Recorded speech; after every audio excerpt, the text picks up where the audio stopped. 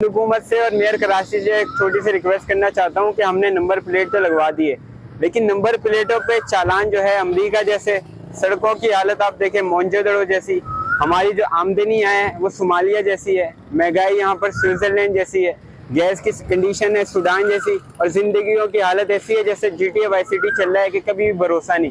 आपको क्या ऐसा लगता है कि नंबर प्लेट की अहमियत गैस बिजली पानी से ज्यादा है? अब हमारी सड़कें जो है मोहनजोदड़ो जैसी हैं, और जो है आप रोजाना डकैतियां होती है, इस तरह की कंडीशन है हमारे कराची में, ना गैस है, ना बिजली है, ना पानी है, ना सहूलियात है, इतनी ज्यादा महंगाई है। अब क्या नंबर प्लेट की अहमियत इससे ज्यादा है? तो खुदारा मोहनजोदड़ो जैसी सड़कों को तो सही आप करवाएं, डकैतियों को कम करवाएं। नंबर प्लेट तो सबने लगवा दिया, आपने हजारों के चालान तो कर दिए, अमरीका जितने चालान कर दिए, लेकिन सड़कों की हालत सही करें, रोजमर्रा की जो जिंदगी है उसकी हालत करके सही करें, एक शहरी की जो जिंदगी में दूसरे परेशानी है उसको खत्म करें।